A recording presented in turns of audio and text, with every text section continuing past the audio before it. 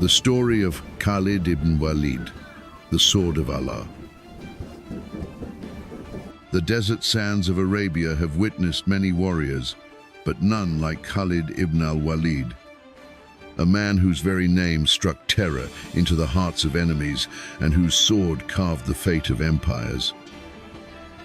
He was no ordinary warrior. He was a strategist, a commander, a legend. A man who stood against the Muslims at Uhud, only to later become one of Islam's greatest champions. A man who never lost a single battle in his lifetime. A man honored by the Prophet Muhammad, peace be upon him, with a title that no other companion ever received. Saif Allah, the sword of Allah. But how did Khalid Ibn Al-Walid, once a fierce adversary of Islam, transform into its most loyal defender? What made him the warrior whose mere presence on the battlefield decided the outcome before the fight even began? And how did he shape the destiny of the Muslim Ummah in ways that still echo through history today? His story is not just one of warfare and victory. It is a tale of resilience, redemption, and divine decree. A testament to the power of destiny and the ability of a single individual to change the course of history. In this video, we will uncover the rise of Khalid ibn Walid, from his early days in Quraysh to his legendary victories on the battlefield. We will explore his brilliant military strategies, his unshakable faith, and his final days, where even without a sword in his hand, he remained undefeated. But his story is more than history. It is a lesson for every believer, a reminder that the path to greatness is paved not just with skill, but with faith, conviction, and an unwavering trust in Allah. This is the story of Khalid ibn Walid, the man who became the sword of Allah. Chapter 1. The early life of a warrior. Long before he became the sword of Allah, Khalid ibn Walid was a child of nobility, raised in the heart of Mecca among the powerful Quraysh. His father, Al-Walid ibn al-Mughira, was one of the wealthiest and most influential leaders of the Quraysh, a man whose words carried weight among the Arab tribes. From a young age, Khalid was trained for war. The Arabian Peninsula was a land where strength dictated survival, and Khalid's family ensured that he was prepared for the harsh realities of leadership and combat. He was taught the art of swordsmanship, archery, and horse riding, developing skills that would one day make him a legend. But Khalid was not just a fighter, he was a thinker. He studied battlefield tactics, observing how wars were won and lost. Unlike many warriors who relied on brute force, Khalid understood that victory belonged to those who could outmaneuver their opponents. The Battle of Uhud, Khalid's first encounter with the Muslims. When the message of Islam began spreading in Mecca, Khalid ibn Walid was among those who resisted it fiercely. Like many of the Quraysh elite, he saw the new faith as a direct threat to the old way of life, to their power, and to the tribal traditions that had governed Arabia for centuries. His first major encounter with the Muslims came at the Battle of Uhud. The Quraysh sought revenge for their defeat at Badr, and Khalid, though not the main commander, played a pivotal role in their strategy. The Muslims initially had the upper hand, but a crucial mistake changed everything. The Prophet Muhammad, peace be upon him, had stationed archers on a hill, instructing them never to leave their positions. But when victory seemed certain, many of the archers abandoned their posts, eager to collect the spoils of war. Khalid saw the opportunity and seized it. Leading a cavalry charge from the rear, he struck the Muslims with devastating force, turning the tide of the battle in favor of the Quraysh. The turning point. from opponent to believer. Despite his victory at Uhud, Khalid could not ignore the growing power of Islam. The Muslims had survived against impossible odds at Badr, and their resilience continued to defy expectations. More troubling for Khalid, the people he fought against were not like ordinary armies. They fought with a purpose, a conviction that seemed unbreakable. As time passed, doubts crept into Khalid's heart. He had seen his own people defeated at the Battle of the Trench, and he had witnessed the rise of the Prophet Muhammad, peace be upon him, as a leader unlike any other. Slowly, the walls of pride and resistance began to crumble. Then came the conquest of Mecca. Khalid saw the Prophet, peace be upon him, enter the city, not as a vengeful conqueror, but as a merciful leader. The Quraysh, who had once opposed him so violently, were spared. The idols in the Kaaba were destroyed, and Islam's presence in Arabia became undeniable. It was at this moment that Khalid could no longer resist the truth. He realized that Islam was not just an opposing force, it was the truth he had been fighting against his entire life. And so, the great warrior who once stood against Islam chose to submit to it. But for Khalid Ibn Walid, this was not the end of his journey. It was only the beginning. Chapter 2. The Rise of the Sword of Allah. Khalid Ibn Walid's embrace of Islam was not a quiet affair. The very skills that had once made him a formidable enemy were now devoted to the service of Allah. And it would not take long for the world to witness the unstoppable force that Khalid had become. When Khalid came to Medina to accept Islam, the Prophet Muhammad, peace be upon him, welcomed him with open arms, declaring, "I knew that such intelligence and wisdom as yours would lead you to the right path." Khalid had not only been forgiven, he was about to become one of the greatest generals in the history of Islam. The Battle of Mu'tah, the test of a new commander. The first true test of Khalid's abilities came at the Battle of Mu'tah, a battle that should have ended in disaster for the Muslims. The Muslim army, numbering just 3,000 soldiers, faced an overwhelming force of 200,000 Byzantine troops. The odds were not just unfavorable, they were impossible. As the battle began, the Muslim commanders fell, one after another. First, Zayd ibn Haritha, then Ja'far ibn Abi Talib, followed by Abdullah ibn Rawaha. One by one, the leaders were martyred, and chaos threatened to consume the Muslim ranks. At this critical moment, the surviving warriors turned to Khalid ibn Walid. Without hesitation, he took command, and what followed was nothing short of military brilliance. Khalid immediately reorganized the Muslim army, using deception to confuse the Byzantines. Under the cover of night, he ordered soldiers to create noise and movement in the rear, making it seem as if massive reinforcements had arrived. He changed formations, rotating frontline troops with fresh fighters to give the illusion of renewed strength. Then, with calculated precision, he led the army in a strategic withdrawal, not a retreat in disgrace, but an escape from certain annihilation. The Byzantines, fearing an ambush, hesitated to pursue, and Khalid's forces returned safely. When the Prophet Muhammad, peace be upon him, heard of this extraordinary maneuver, he gave Khalid a title that would define him forever. Sayf Allah, the Sword of Allah. The conquest of Mecca and the fall of idols. With the Muslims growing in strength, the long-standing enmity with the Quraysh was about to come to an end. In the year 8 AH, 630 CE, the Prophet, peace be upon him, led an army of 10,000 Muslims to reclaim Mecca. But this would not be a battle of bloodshed.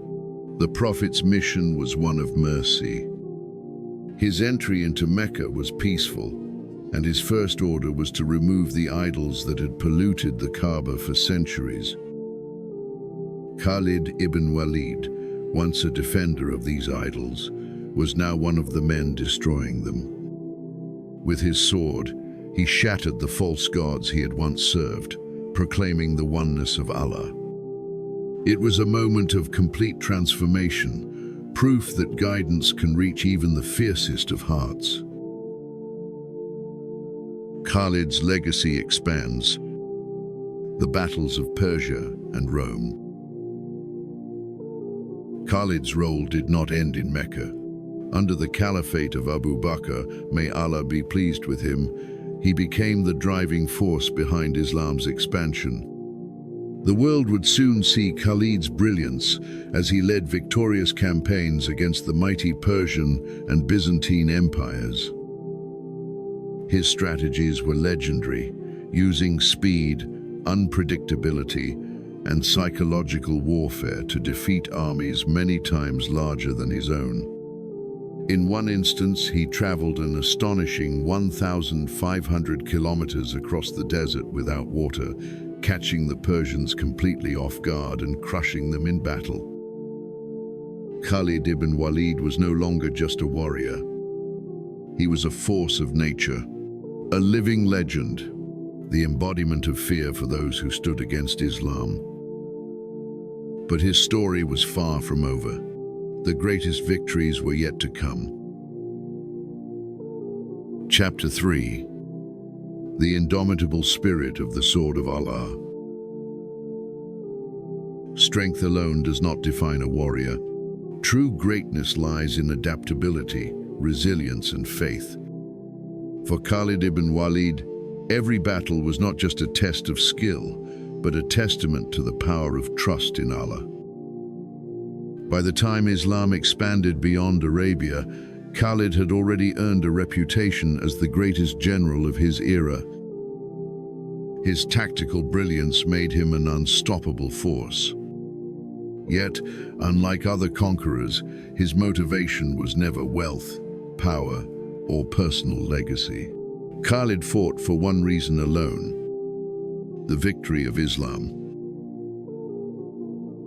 The Battle of Yarmouk, a war against the odds. In 636 CE, Khalid led the Muslims into the Battle of Yarmouk, facing 200,000 Byzantine soldiers with an army of only 30,000. The Byzantines believed they could crush the Muslims with sheer numbers, but Khalid saw an opportunity where others saw defeat. Using his legendary speed and unpredictable strategies, he divided his forces, striking and vanishing, disrupting the Byzantine formations. For 6 days, the battle raged, and the Muslims stood firm. On the 7th day, Khalid delivered his final blow, breaking the Byzantine ranks and forcing them into retreat. Yarmouk was not just a victory, it sealed Muslim dominance in Syria and Palestine, marking one of the most decisive battles in history. Humility in the face of power. Khalid's dismissal. Despite his unmatched success, Khalid faced an unexpected trial. Caliph Umar ibn al-Khattab removed him as commander, fearing that Muslims had begun attributing victory to Khalid rather than to Allah. For many, this could have been a crushing humiliation. But Khalid did not protest. He did not seek revenge. Instead, he continued to fight as a regular soldier, proving that his loyalty was not to titles or glory, but to Islam alone. Even without his rank, he remained the most feared warrior on the battlefield. The final words of a warrior. Despite spending his entire life in battle, Khalid did not die on the battlefield. On his deathbed, he uttered words that still echo through time.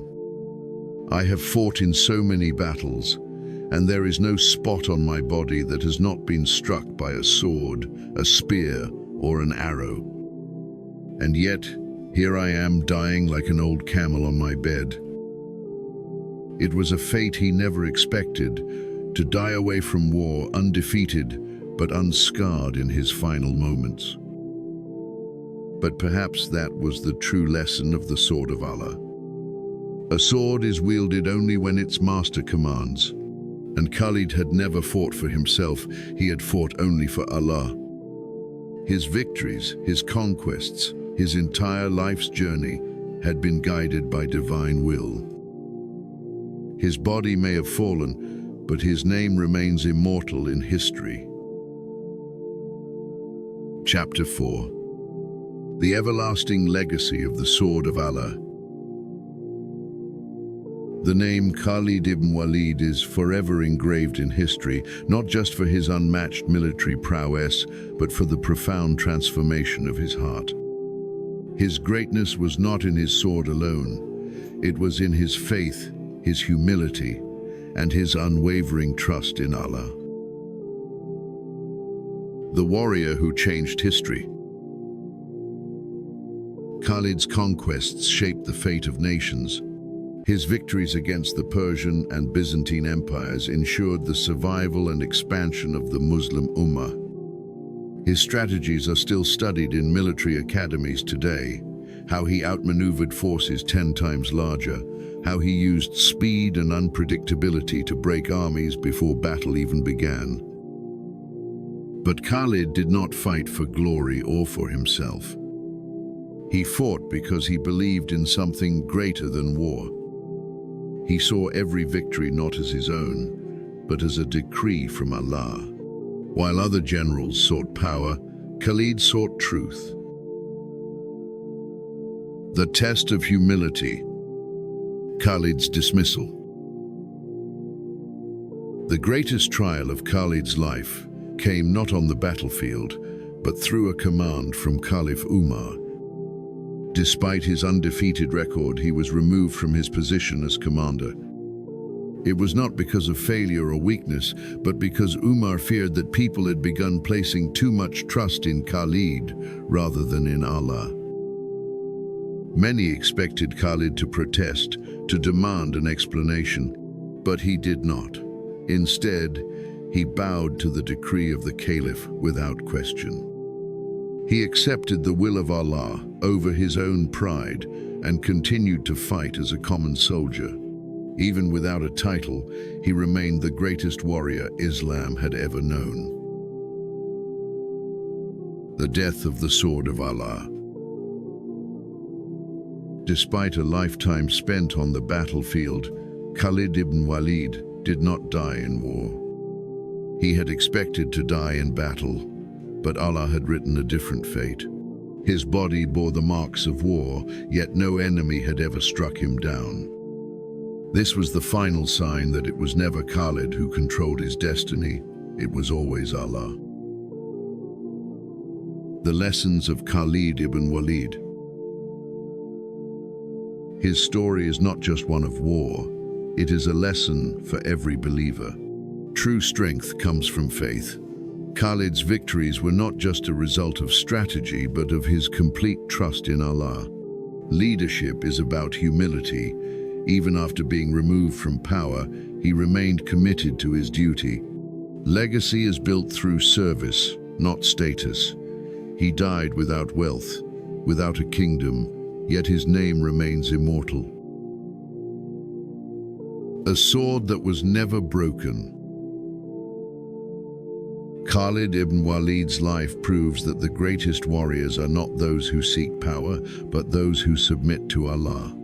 Though he never lost a battle, his true victory was in defeating his own ego and embracing humility. His sword may have been sheathed, but his legacy will never fade. What have we learned? The story of Khalid Ibn Walid is not just about war, it is about faith, resilience, and destiny. It teaches us that true strength is not in weapons or power, but in unwavering trust in Allah. He showed us that leadership is not about titles, but about sacrifice and humility.